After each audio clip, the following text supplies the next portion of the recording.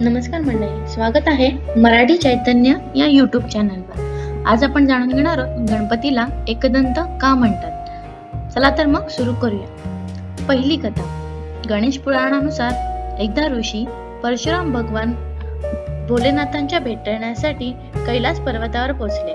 त्यावेळी महादेव तपश्चर्येत लीन झाले असता भगवान गणेशाने परशुरामांना शिवाला भेटण्यासाठी थांबण्यास सांगितले। यामुळे परशुराम संतप्त झाले।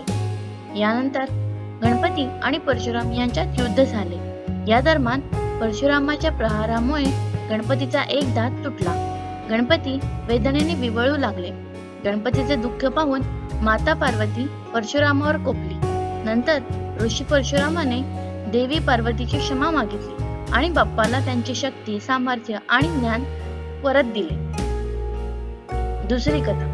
गणपतीच्या तुटलेल्या दाताबद्दल आणखीन एक आख्यायिका प्रचलित आहे।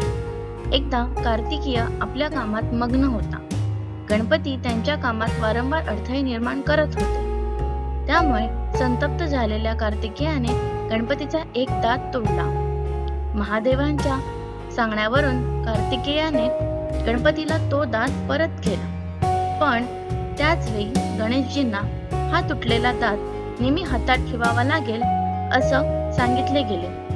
अशा अनेक आख्यायिका प्रचलित आहेत। तर मित्रांनो, तुम्हाला समजलं असेल गणपतीला एकदंत का म्हणतात। हा व्हिडिओ आवडला असेल तर लाईक करा, शेअर करा आणि सबस्क्राईब करा मराठी चैतन्य या YouTube चॅनलला। धन्यवाद।